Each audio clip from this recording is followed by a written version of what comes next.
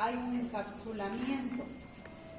Esto corresponde a un absceso pulmonar, esa es la característica. Una cavitación con contenido purulento y un nivel hidroaéreo, un nivel de aire. Entonces, esta característica imagenológica tiene sus causas, pues, ¿no? Considerando que necesitamos ver lo que es la definición. La imagen que acabamos de ver se ha ocasionado en una área de necrosis de tejido muerto. Para poder llegar a que haya un parénquima, una área delimitada de tejido necrótico pulmonar, tuvo que haber sucedido entonces una previa inflamación, infección, y ahí hay que ir ya razonando cuáles podrían ser las causas. ¿Una neumonía podría llevarnos a un absceso pulmonar? Sí, exacto. ¿Una broncoaspiración? También, perfecto. Entonces, se define como la necrosis del parénquima pulmonar con cavitación como una consecuencia de una infección. De los creadores que entró sano y salió muerto y el médico lo mató, hablamos de que el proceso infeccioso podría ser de cualquier foco, ¿no? De cualquiera, puede ser un pie diabético infectado, podría ser un posaborto infectado, podría ser un absceso dental que se convierte en una septicemia y puede ser siembra en el pulmón, ocasionando que haya una necrosis pulmonar. En esa necrosis pulmonar de esas áreas de siembra, entonces empieza a haber, ¿no?, una muerte celular por necrosis de licuefacción. Hay varias formas de necrosis, ¿cierto? La apoptóica, la apoptosis, que es por el envejecimiento, y esta es por licuefacción a causa de una mecánica donde intervienen bacterias aerobias y anaerobias. Entonces, en una septicemia, cualquiera que fuera la causa, ¿no?, para que sea, por ejemplo, de proceso infeccioso, que sea local o que sea una septicemia, ¿no?, ya estamos hablando ahí de una vía hematógena, de la forma que haya podido llegar, entonces va a ocasionar que haya una muerte celular por licuefacción del tejido pulmonar, ¿no?, formando áreas de delimitación, así como han visto en la imagen. Hay una área bastante delimitada. Cuando se trata sobre todo de una vía hematógena, las siembras son múltiples, ¿no? Son pequeñas, puede ser por distintas partes del pulmón.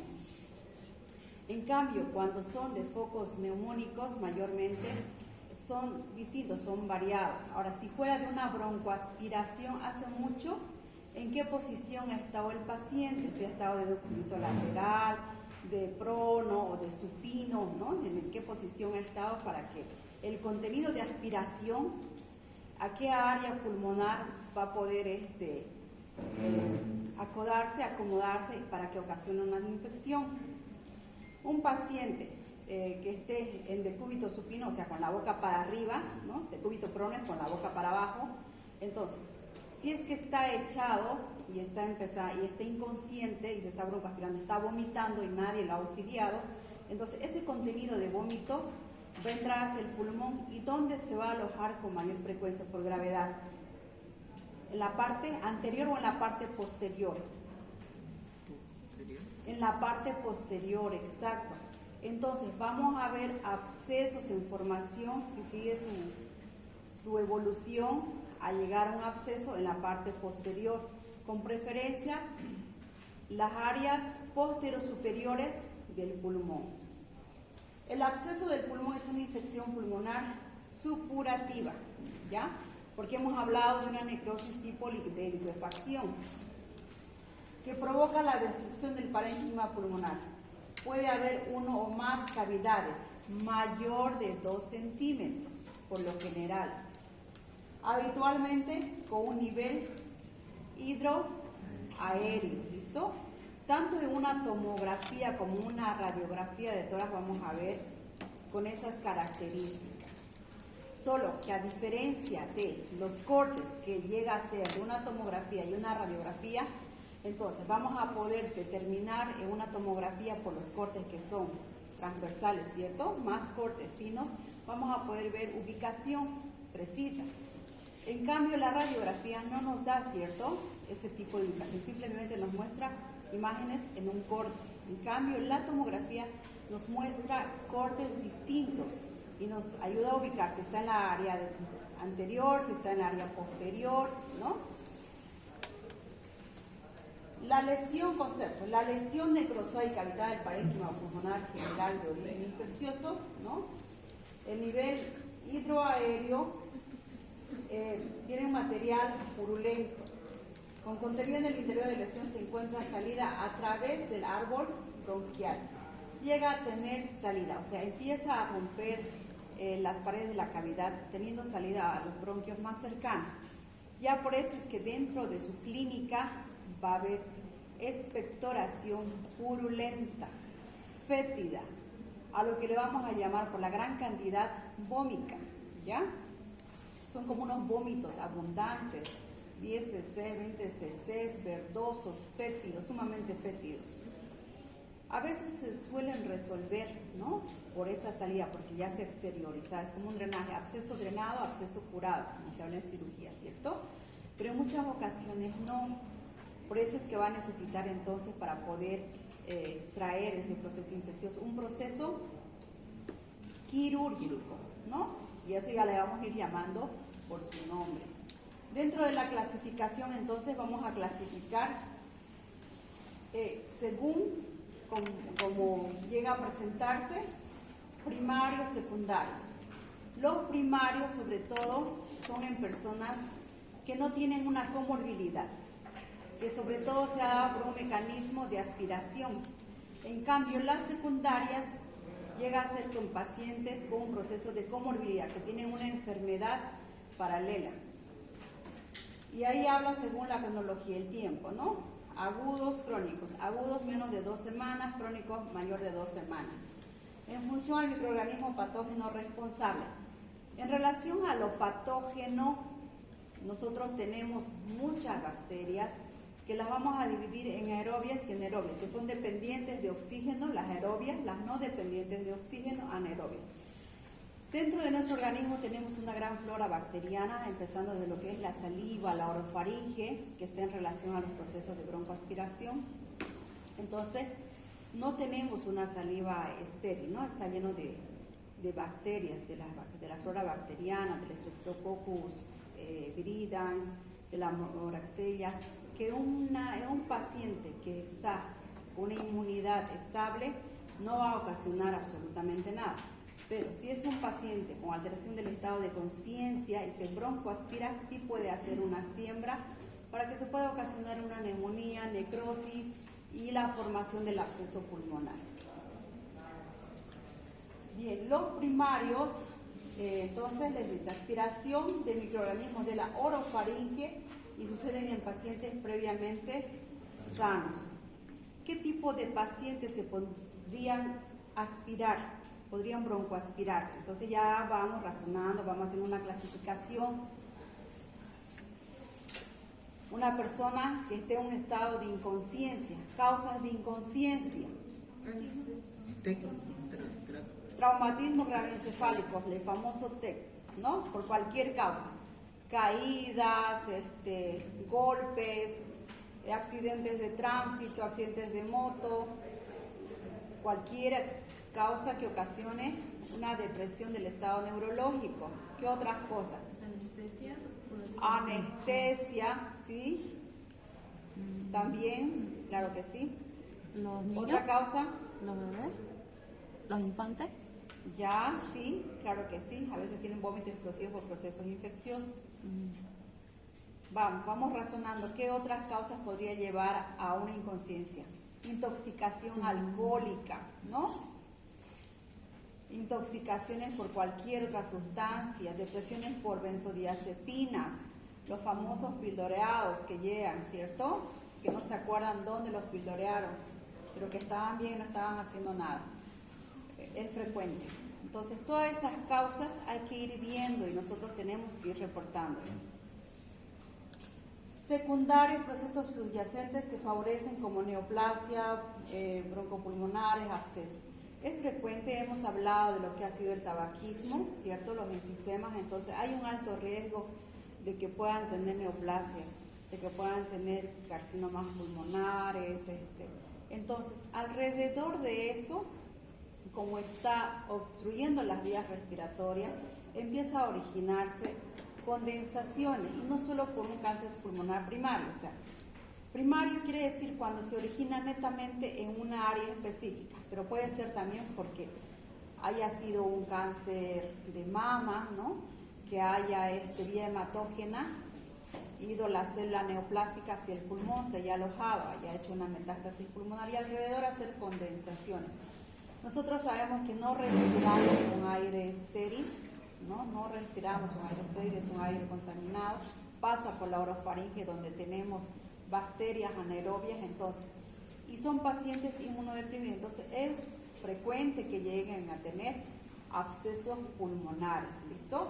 O también otro tipo de enfermedades subyacentes, pacientes inmunodeprimidos, pacientes diabéticos, que tengan una infección de una neumonía, son pacientes que no responden, a lo menos si son pacientes que no tienen un buen control de sus glucemias, son pacientes que no hacen una buena respuesta a la antibioticoterapia o cualquier otro tipo de enfermedad inmunológica, pacientes con lupus, pacientes también con enfermedades oncológicas hematológicas, leucemias, ¿no? Pacientes inmunodeprimidos. O sea, estamos hablando de una comorbilidad que está junta al proceso por el cual está cursando. Inmunológica, dentro de esto, por ejemplo, aquí también les nombra las posquirúrgicas, ¿no? Puede ser por accidente que haya tenido que entrar, por un trauma de tórax, como en el caso de un enfisema, por un neumotórax postraumática que haya tenido que entrar a quirófano, o por una resecación tumoral, embolismo pulmonar también, émbolos sépticos, los émbolos sépticos por endocarditis. Es frecuente, ¿no?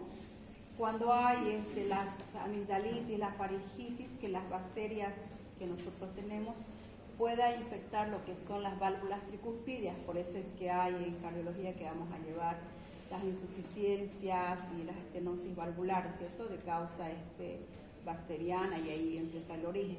Entonces, estas por la cercanía que tienen a lo que es la arteria pulmonar, ¿cierto? Fíjense, válvula tricuspidia que está en el corazón derecho, entre lo que es la aurícula derecha y ventrículo derecho, esas valvulitas, esas compuertas, puede tener un proceso infeccioso, y por continuidad, por cercanía, ¿no? Hematógenamente, puede llegar a ser siempre en los pulmones.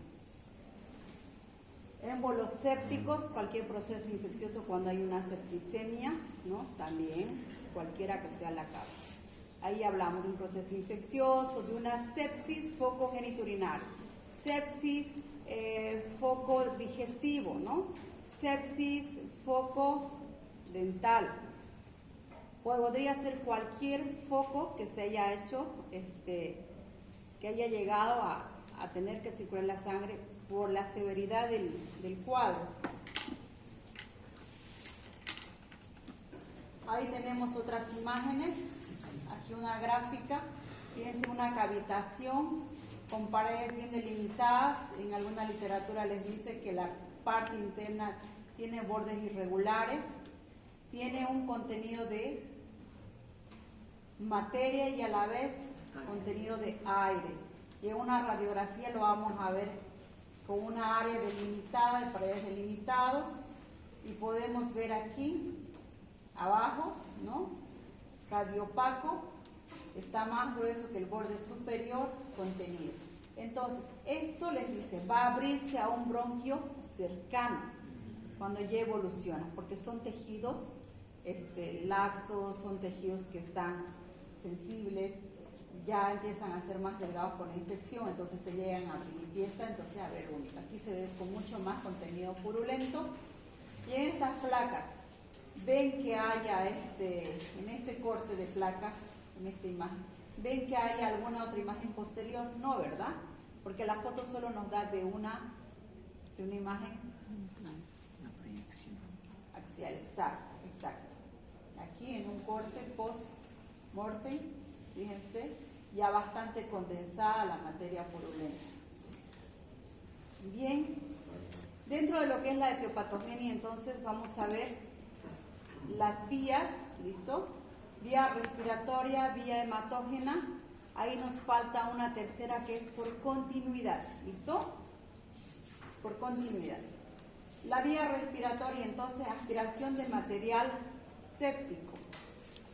Procesos obstructivos crónicos, postraumáticos, cavitaciones posttuberculosas, sabemos que dejan las famosas bullas por destrucción, hay necrosis gaseosa, ¿cierto? Entonces, es ahí donde va a llegar a formarse. ¿Cuáles son los gérmenes más frecuentes?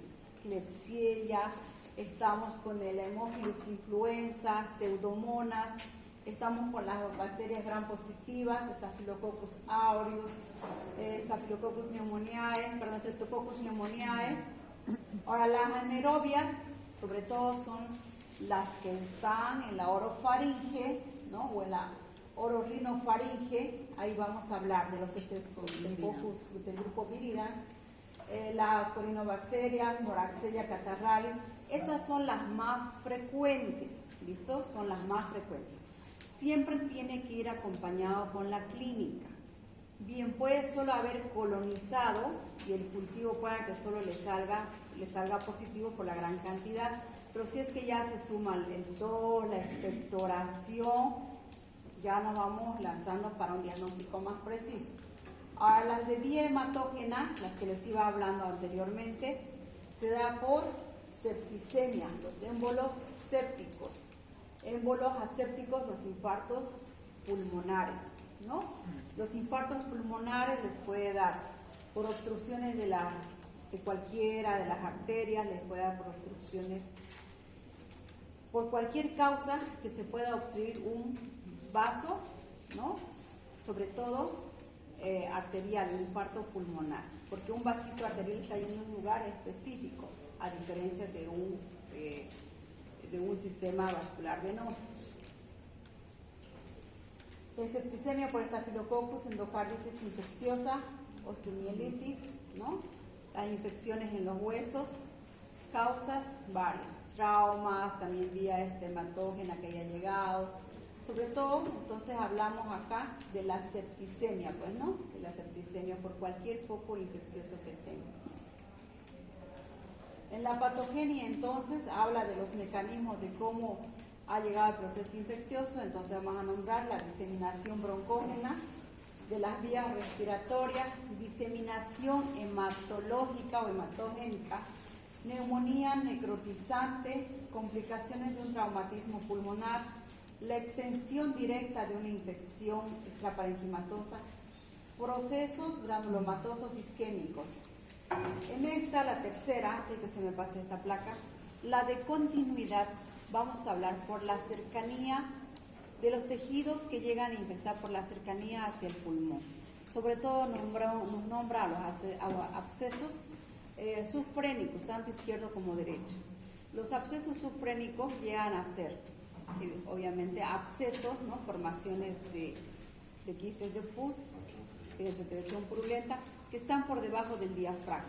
Del lado derecho, cuando se encuentra entre lo que es el hígado y el diafragma; del lado izquierdo, los abscesos subfrénicos, que están entre el bajo, ¿no? y el diafragma. Entonces, por la cercanía que está, porque el pulmón, las bases pulmonares, ¿cierto?, están sobre el músculo diafragmático, el músculo principal de la respiración. Entonces, por la cercanía que está, ¿cierto?, puede infectar también, puede llegar a ocasionar, puede pasar estas bacterias, ¿cierto?, hacia los pulmones. Esa es la tercera que falta acá.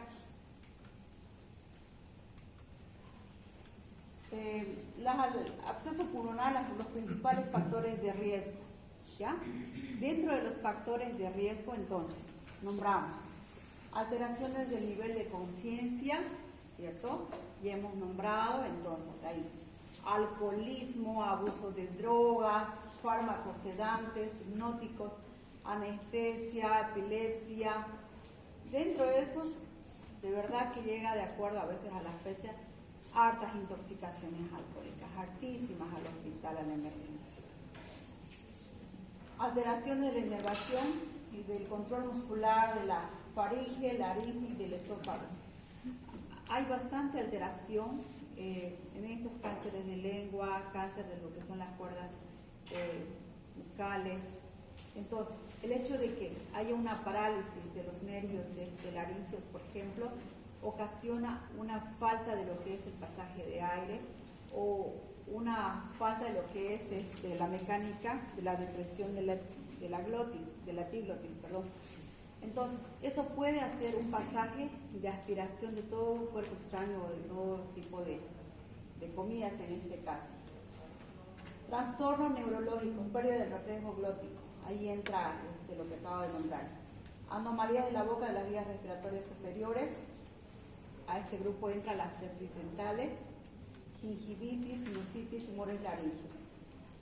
Es frecuente dentro de lo que es nuestra salud integral. No tenemos muchos hospitales que tengan la atención dental, pero no hay tanta accesibilidad. Mayormente es privado, ¿cierto? No hace mucho que se ha abierto lo que es la facultad con la área de odontología. Entonces, fíjense que esa simple causa de un absceso dental puede ocasionar una endocarditis y por ende abscesos pulmonares por siembra y hematógena. Por eso es que previo a veces a la extracción de alguna muela, el dentista le dice tómese amoxicilina y mañana le saco su muela, ¿no? La amoxi como remedio general. Pero es como un profiláctico para que no pueda suceder este proceso. Anomalías gastrointestinales, divertículos esofágicos, estenosis, hernias esofágicas, acalasia. En relación a la estenosis, que podría ser, por ejemplo, en cualquier segmento del esófago, funciona como reflujo. Cuando un paciente está en decúbito o está en supino, entonces ese reflujo que llega a haber puede ocasionar una broncoaspiración del contenido gástrico, ¿no? Y por ende hacer una neumonía química, necrosis, absceso.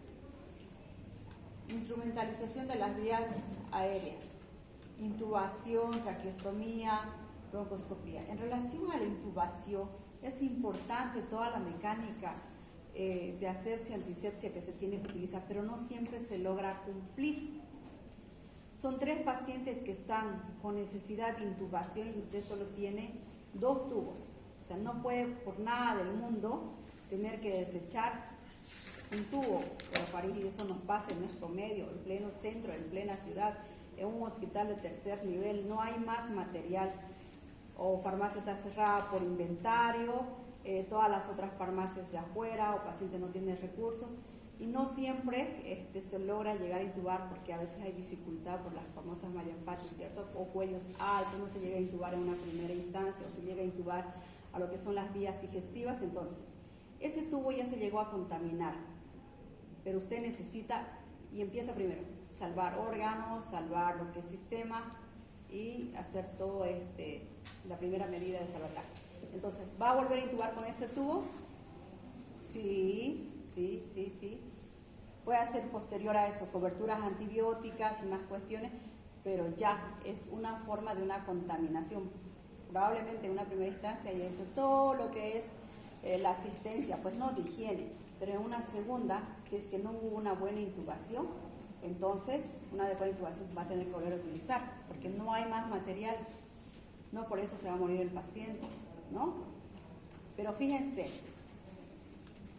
hay posibilidades, hay traqueostomías, broncoscopía. ¿A quienes mayormente se les hace traqueostomía? A pacientes que tienen un cuerpo extraño en las vías respiratorias superiores o tienen tumores, ¿cierto?, que está obstruyendo las vías respiratorias superiores, tumores laringeos, tumores de lenguas. Entonces, es frecuente y todo ese material no está aséptico, está contaminado, y todo eso va a contaminar entonces la herida y vía hematógena también. O sea, son las frecuentes, ¿no?, que ocasionan. La mayoría de los abscesos pulmonares surgen como complicación de neumonía aspirativa.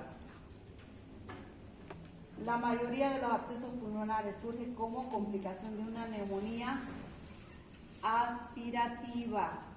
Pregunta del examen.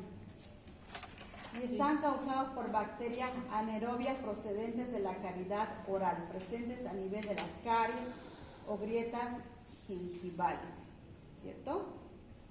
Si es que ustedes llegan a cultivar su saliva, va a salir bacterias y el cultivo todavía les va a dar la sensibilidad para esas bacterias, pero siempre tiene que estar acompañado de la clínica y del antecedente que puede estar cursando, ¿sí? El origen de estos abscesos es, por lo tanto, polimicrobiana. Entonces, hablando de polimicrobiana, para el tratamiento tenemos que ir razonando que tienen que ser antibióticos de mayor espectro, ¿no? ¿Sí? Sí. Las neumonías por aspiración ocurre cuando se inhalan alimentos, ¿no? Salivas, líquidos hacia los pulmones o las vías respiratorias, en lugar de tragar hacia el esófago o hacia el estómago, y hacia el estómago, ¿no? No, que está separado, y el estómago.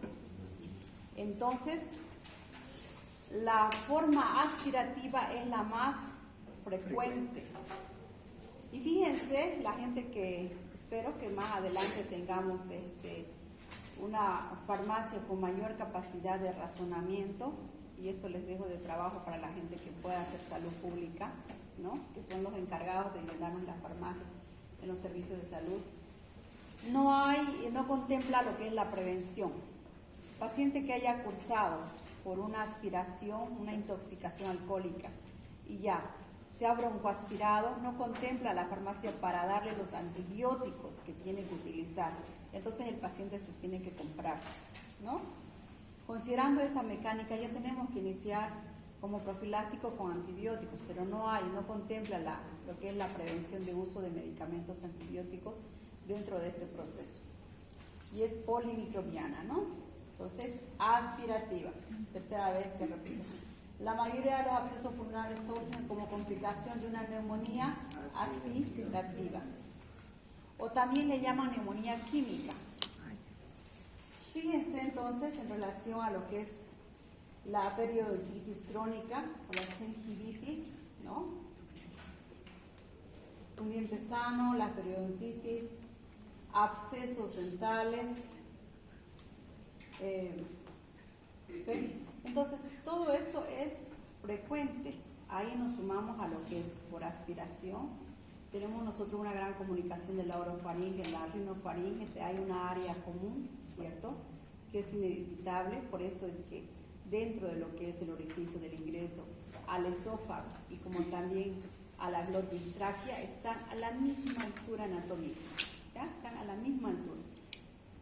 Entonces, esto ocasiona una contaminación local y a la vez también por vía hematógena puede hacer una septicemia, ¿no? En la fisiopatología, entonces, ¿qué pasa? Surge como una complicación de una neumonía por aspiración, ¿ya? Y son causadas por especies de anaerobias que normalmente presentan en las grietas gingivales, pacientes predispuestos a la broncoaspiración, alcoholismo, drogadicción, la anestesia general, las disfagias, con enfermedades periodontales, gingivitis, con alta carga microbiana. Son infecciones polimicrobianas y trastornos de mecanismos inmunes. La presencia de necrosis de tejido con mala perfusión, carcinoma pulmonar, cuerpo extraño, bronquiectasis, facilita la proliferación de bacterias anaerobias. Primero surge la neumonía, ¿no? Y procesa a necrosis tisular después de 7 a 14 días. Hemos hablado dentro de la neumonía que hay procesos, ¿cierto? Por eso es que vamos dividiendo la medicación antibiótica 7 días, 14 y 21 días, porque hay un proceso dentro de lo que es la infección, la resolución, la recuperación. Entonces, si es que no hay una evolución favorable, entonces dentro de este lapso de días va a progresar de una neumonía a una necrosis tisular. Ahora, la pregunta será, ¿por qué no todas las neumonías pueden llegar a ocasionar un absceso? Si es frecuente, algunas ahora que estamos en las temporadas, ¿no? Donde estamos con todos los procesos respiratorios. Porque depende mucho de la agresividad bacteriana por la que esté cursándose. Y llega a ser más agresivo cuando más inmunodeprimido esté. Pacientes inmunodeprimidos, pacientes con enfermedades, por ejemplo, oncológicas medicación post quimioterapia, si uno suprime, o pacientes, por ejemplo, que tienen lupus, con enfermedades de tejido conectivo, o pacientes, por ejemplo, como diabetes, VIH, son pacientes inmunodeprimidos. O sea, quiere decir que sus defensas están bajitas. Nosotros sabemos que los leucocitos juegan un papel importante en las defensas. Todo eso está bajo. No tienen con qué hacer defensa. Entonces, cualquier germen que vaya a ingresar, ¿no?, va a poder ocasionar, tienen la oportunidad de poder ocasionar procesos infecciosos severos. La necrosis resulta como un absceso pulmonar y o empiema, ¿ya? El derrame pleural, si es que es infeccioso, es un empiema. Este último puede ser debido a una fístula broncopleural o extenderse directo a la infección hacia el espacio pleural. O sea, toda esa mecánica de la que estamos hablando puede ocasionar un absceso o puede ocasionar también ¿no? Las dos cosas o solo una puede ocasionar también un derrame pleural, pero tipo infeccioso, y a eso le llamamos empiema. La endocardite de la válvula tricúspide. La famosa válvula tricúspide está en el lado derecho, la mitral está en el izquierdo, ¿ya? Entonces, esa es mayormente afectada por procesos dentales, por procesos orofaringeos, y la que tiene mayor afinidad es el Staphylococcus aureus. Por eso es importante dentro de las medicaciones la famosa penicilina, pues, ¿no? Amigdalitis, penicilina, para evitar este proceso de endocarditis, pero no nos gusta pinchar ni que lo pinchen, entonces nos vamos a las famosas cipros, claritromicinas, ¿no? Ahora se está utilizando, porque hace mucho, hace unas 2-3 décadas que se ha dejado la penicilina, con reacción de hipersensibilidad se está volviendo a utilizar, ya, porque se ha visto muchos casos. La endocardis de la válvula tricúspide, por lo general, debido a los Staphylococcus aureus, también causa típicamente émbolos sépticos. Una vez que pasa al torrente sanguíneo, se puede adherir entonces de plaquetas, se puede adherir de glóbulos rojos, y eso funciona como tapones que recirculan por todo el sistema y siempre tienen afinidad por las áreas de calibres más pequeños, pues, ¿no? O por los vasitos de calibre más pequeño de cualquier área. Y como recircula hacia el pulmón para poder hacer una oxigenación, entonces es ahí donde va a llegar a ser siembra, distribuyéndose en ambos pulmones. Algo que es sistémico, ¿no?, como una septicemia, hace siembras pequeñas y sobre todo es bilateral. Si es que ustedes consideran que ha sido una septicemia y solo han visto en una placa un absceso, entonces es importante ir pidiendo ya una tomografía o considerar la angioterapia de amplio espectro.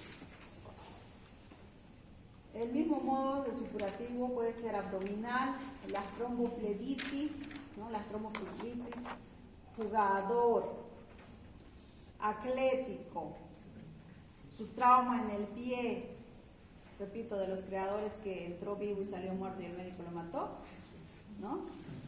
Ahí tenemos esa causa. Nosotros necesitamos documentar el pronóstico a lo que podría suceder.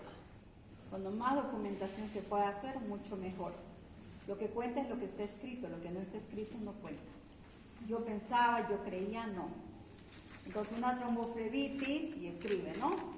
Paciente con tromboflebitis, con alto riesgo de, y empiezan a nombrar, de formar una isquemia pulmonar, un absceso pulmonar, y ya se van adelantando todo lo que pueda suceder. Y si es que el paciente por X razón no responde, entonces una de esas cosas va a suceder. Ustedes ya se adelantaron, ya dijeron que va a suceder. porque esa es la mecánica cuando no pueda responder.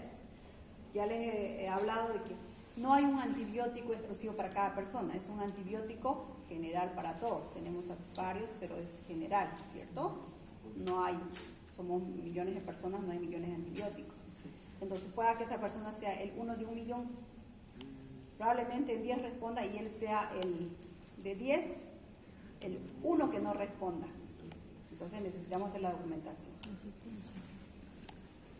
Osteomielitis, los abortos sépticos siguen ocurriendo en nuestra ciudad. La publicidad o la sociabilización de lo que es el control de natalidad no es accesible en todos los centros escolares, no todos tienen esa comunicación, no está del total sociabilizado, no todos se ocupan de la protección. Entonces hay embarazos, hay abortos clandestinos, gente que se presta a hacer todo este procedimiento, no llevan un control adecuado, ¿no? Todos los coágulos que podría quedar pueden servir como focos infecciosos y vía hematógena puede hacer un proceso infeccioso. Hay catéteres intravenosos. Bien, se ha utilizado todas las medidas de higiene, ¿no? Se ha introducido el catéter. Mayormente, ¿en quiénes utilizamos catéteres? En personas que necesitamos dar volúmenes de hidratación, medicamentos, ¿no? De forma rápida o de gran cantidad, o medicamentos que son muy lesivos para las paredes vasculares, sobre todo las delgadas, ¿no? En este caso, por ejemplo, de las quimios o antibióticos de amplio espectro, que a veces llegamos a retirar por el hecho de que les irrita los brazos, me duele y empieza a hacer la flebitis. Entonces necesitamos habilitar las vías venosas de mayor calibre y sobre todo es la yugular. Bien, todo el proceso, pero sobre ese cuerpo extraño se van llegando a adherir plaquetas, fibrinógeno, llegan a formar microtrombos y a veces en el retiro o se van desprendiendo y por la circulación que llega a pasar por el pulmón, entonces hace esa siembra, ¿sí? Y hasta puede haber muerte súbita en el retiro por el desprendimiento del coágulo que quedó en el trayecto del catéter. Entonces, bien, a veces se anticoagula, a veces no, pero es para considerar todas las causas. Localización. La localización del absceso pulmonar depende del mecanismo patogénico de la producción. Vía hematógena, entonces, mayormente es bilateral, son pequeños abscesos, ¿no? Tiende a ser múltiples, más pequeños y se ubican preferentemente en lóbulos inferiores. En la aspiración los segmentos o lóbulos comprometidos, sobre todo son los lóbulos superiores y segmentos apicales inferiores. Y sobre todo se da en decúbito supino. Inusual y poco frecuente los lóbulos medios o la língula sugieren la presencia de obstrucción bronquial. Entonces aquí rescato que los lóbulos superiores y sobre todo el área posterior, ¿no? Por la gravedad, por cómo se encuentra el paciente, porque está boca arriba, está en una posición echada, ¿no? De vientre hacia arriba, de boca hacia arriba, ese es el supino, pero no es a lo contrario. Clínica, ¿qué es lo que vamos a encontrar? Tos, fiebre, dolor del tórax, malestar general, expectoración purulenta con olor pútrido o fétido, realmente es recontra fétido, es muy fétido. Hemoptisis en pequeñas cantidades en ciertas ocasiones, ¿no? Eso es raro. Pero lo que sí de la expectoración purulenta llega a ser un verde medio blanquecino, pero es abundante, en abundante cantidad. Y esto se da porque ya ha llegado a abrirse el absceso, ¿sí? Esto tendría que darse más o menos después del día 14, cuando ya ha terminado de formarse y las paredes se han hecho muy delgadas. Ya ha escogido un bronquio para poder abrirse. Ahora, si se ha abierto, ¿no? Porque todo proceso inflamatorio es un tejido frágil, y si se ha abierto hacia la pleura, lo que va a ocasionar es un Empiema. exacto, empiema. Exacto, vamos bien. Al examen físico entonces, signo de condensación pulmonar, con disminución del murmullo vesicular, trépitos, matidez a la percusión de la zona afectada, ¿no? Eso es lo que vamos a encontrar. Inicio de síntomas. La sintomatología aparece entre el segundo a quinto día después de la instalación del agente. Recién después de que inician los síntomas es que el paciente acude, o es que nosotros empezamos a hacer los diagnósticos. Pero por eso es importante el antecedente, recontra importante.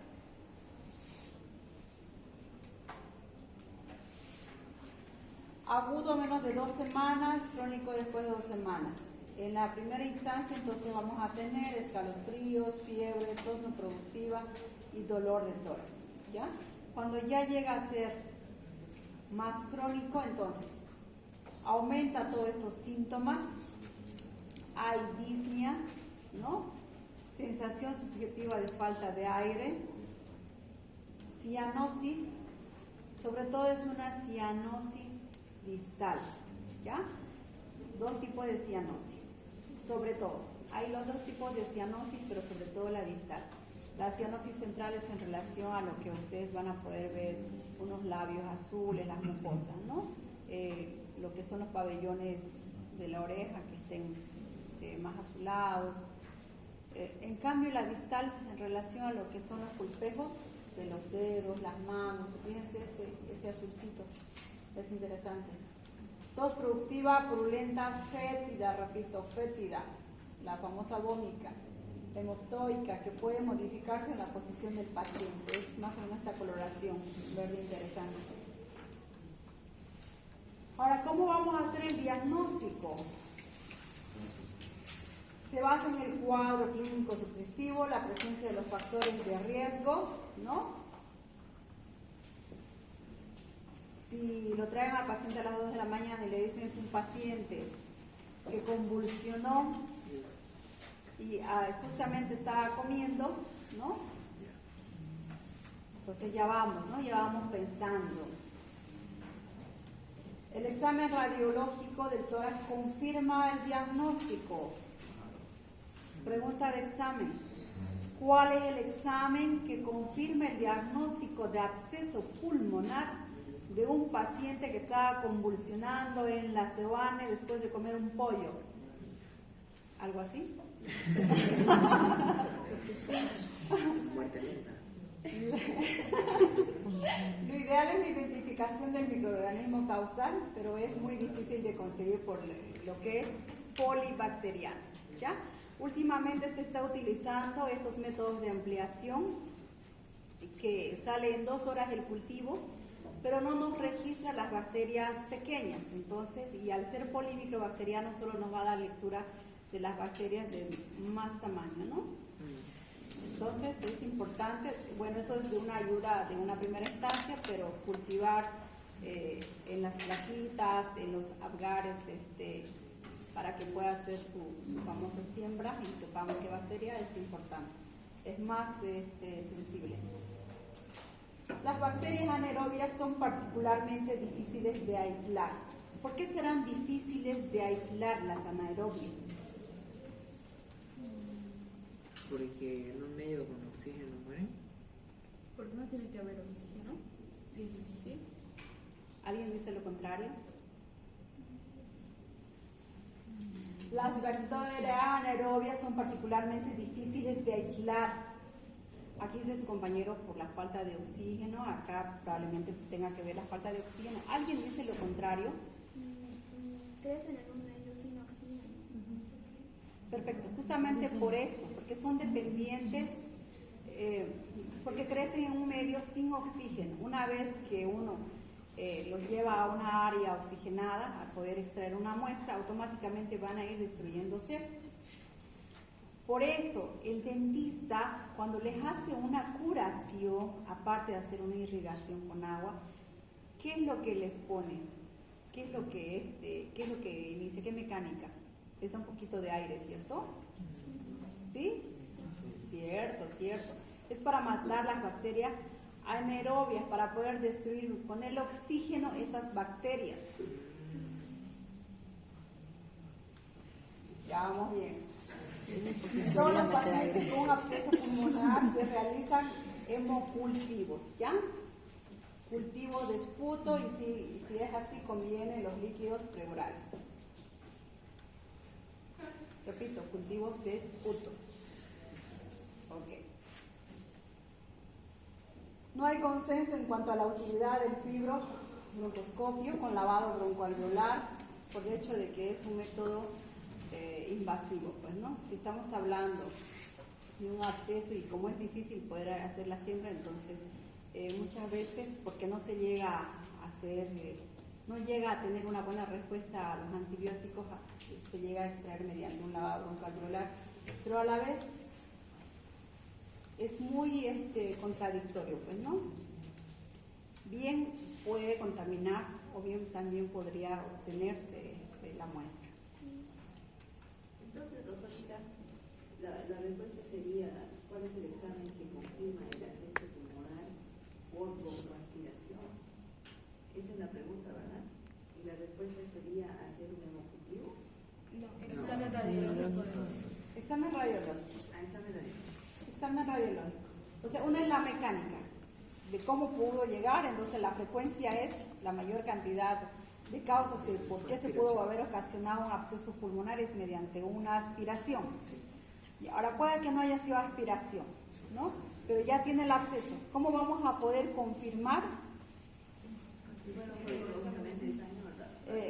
Por imagen. Pero ¿cómo vamos a poder saber la etiología bacteriana? ¿No? Es mediante un cultivo. Si es que consideramos que pudo haber sido por diseminación hematógena, o sea, es un paciente que no ha tenido ninguna otra causa, ¿no? O que tenga un foco conocido para considerar que haya sido por una septicemia, o sea, que esa bacteria que haya estado en un pie diabético infectado, que haya circulado hasta los pulmoncitos, si nosotros necesitamos saber si es lo mismo, ¿cierto? Necesitamos hacer un hemocultivo, porque en la sangre va a seguir circulando la bacteria. Radiografía de tórax. Entonces, se identifica una o dos cavidades con paredes gruesas en las zonas inferiores del pulmón, en especial en los lóbulos superiores o segmentos posterosuperiores, ¿no? Sí. Casi siempre se acompaña de un nivel hidroaéreo, casi siempre. Si es que todavía no se ha abierto, ¿sí? Cuando se haya abierto, vamos a encontrar sobre todo solo aire, ya una cavidad casi vacía. Probablemente encontremos algún engrosamiento, ¿no? Por gravedad de la área inferior, pero ya casi el contenido se llegaba a drenar. En lo que es la tomografía de tórax es útil para identificar el tamaño y la ubicación de los abscesos, cosa que no podemos hacer en un corte de una placa radiográfica simple. Las lesiones cavitarias en zonas no declives, como el lóbulo medio derecho, los segmentos anteriores de los lóbulos superiores, sugieren la posibilidad de otras causas como cáncer, ¿no? Ahora, ¿qué otros laboratorios debemos pedir para apoyo? Un hemograma. Un hemograma nos va a dar una característica de un proceso infeccioso inflamatorio y ahí le vamos a llamar que es un desvío a la izquierda, porque los leucocitos van a estar aumentados a predominio de segmentados, ¿listo? Leucocitosis, ¿no? Hemos hablado que los laboratorios no se distorsionan, solo hablamos que aumenta o disminuye, todo aumenta o disminuye. Es hipo o hiper o le ponemos el nombre de leucocitosis, la cis o leucopenia, digamos, ¿no? Si es que es poquito en relación a los leucocitos. Si fuera, digamos, potasio, vamos a hablar de hiperpotasemia y hipopotasemia. No se distorsiona, solo aumenta, sube y cada laboratorio tiene su característica. En este caso, en procesos infecciosos inflamatorios, entonces la leucocitosis empieza a aumentar, o sea, los glóbulos rojos empiezan a aumentar, ¿cierto? Dentro del proceso de lo que llega a ser proceso inflamatorio, infeccioso, todo lo que es la cadena preinflamatoria se activa. Los macrófagos empiezan a llamar a todos sus amigos, a los neutrófilos, a los eosinófilos, dependiendo de la característica infecciosa, bacteriana que sea, va a empezar a llamar a todos sus amigos y empieza a producirse más cantidad.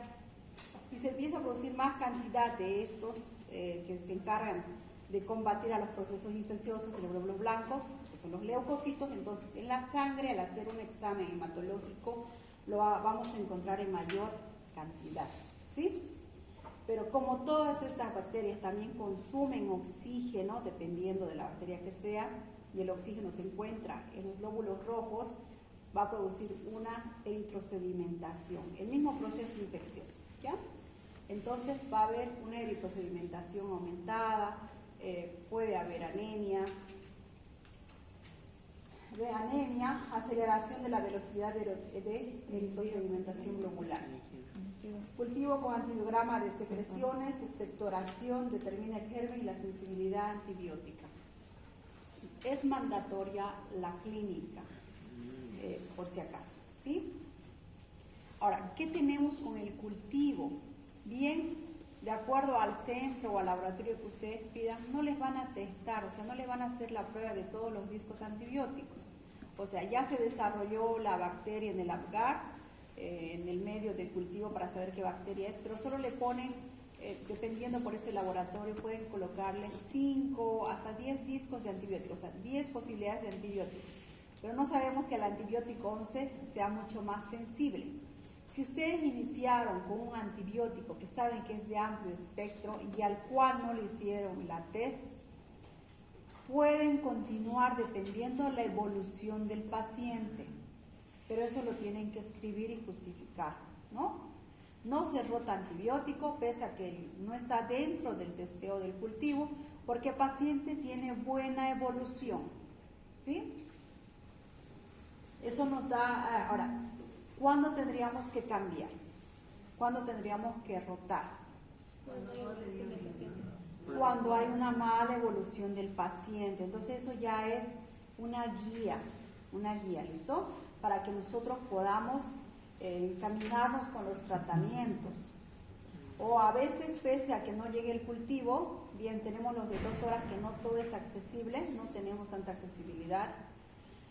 O los otros cultivos que llegan después de 3 días, a lo menos si es fin de semana, ¿no?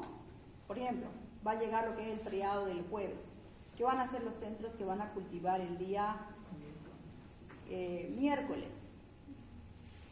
El día miércoles, jueves ya no van a trabajar, viernes tienen trabajo acumulado, no van a hacer procesos durante el fin de semana, porque no va la parte bacteriológica a los hospitales.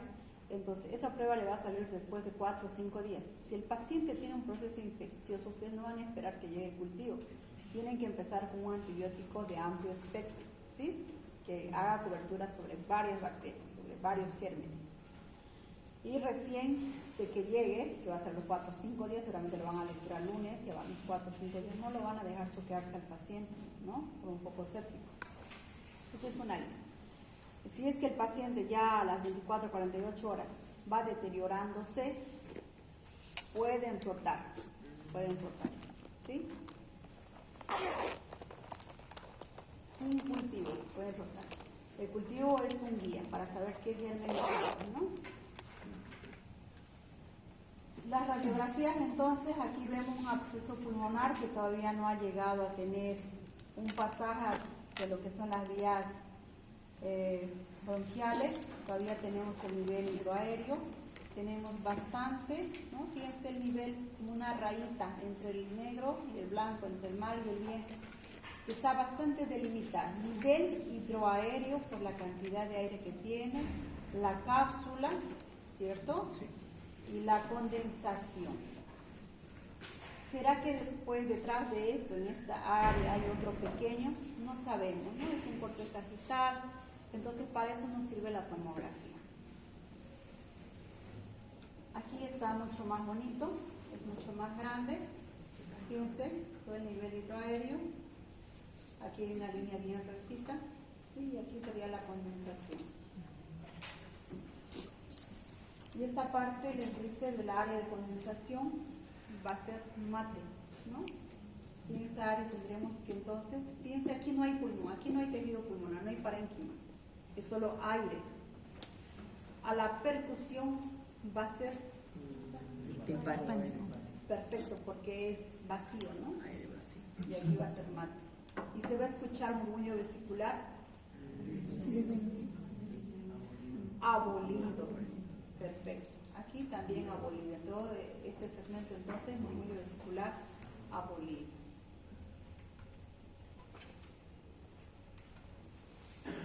Aquí tienen otra imagen, ¿no? Donde se observa el absceso, les dice de grandes dimensiones con un nivel hidroaéreo localizado en el lóbulo superior derecho. Hay una línea, ¿no? Bien delimitada.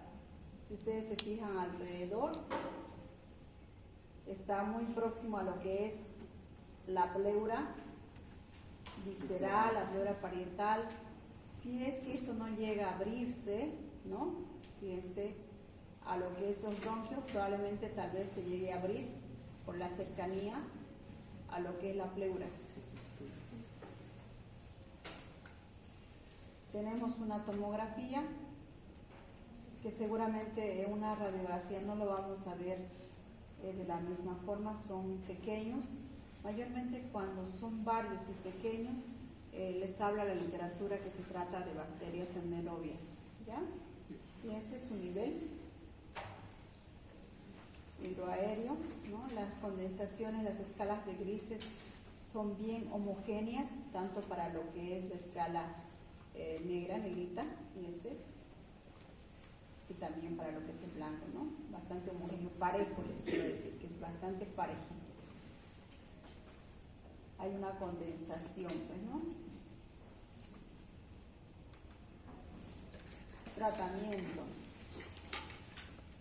De acuerdo a lo sintomático, entonces, analgesia, antipirético, reposición de líquidos, que tenga buena alimentación, drenaje quirúrgico, si es que fuera necesario, o que corresponda a la toracotomía y la antibioticoterapia. Dentro de eso, de acuerdo a los gérmenes más frecuentes, entonces hablamos de la claritromicina, acitromicina, ceftriaxona, clindamicina, levofloxacino y el imipenem. ¿Ya? Claritromicina, 500 miligramos cada 12 horas. Acitromicina podemos iniciar por una dosis de ataque de 1 gramo y luego continuar día 500. Puede ir de acuerdo a la gravedad del paciente combinado. Puede ser una claritro con ceftriaxona, puede ser un imipenem con clindamicina, ¿listo?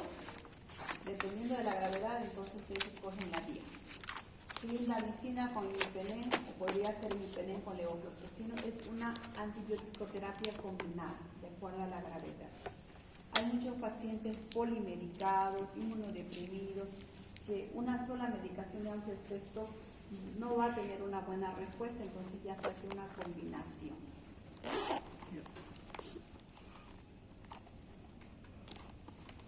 Diagnósticos diferenciales. ¿Qué patologías se podrían parecer a lo que es el absceso pulmonar? Tuberculosis, por las bullas que forman por la destrucción de las paredes alveolares, ¿no? Sí. Micosis pulmonar y la vasculitis. ¿Ya? Son casi similares. La característica, por ejemplo, de la micosis es que llega a ser unas áreas de necrosis con una destrucción de liquefacción bastante acelerada, ¿no? Todo lo que es necrosis de liquefacción tiene una destrucción tipo líquida, entonces llega a formar como un aparente absceso. ¿Listo?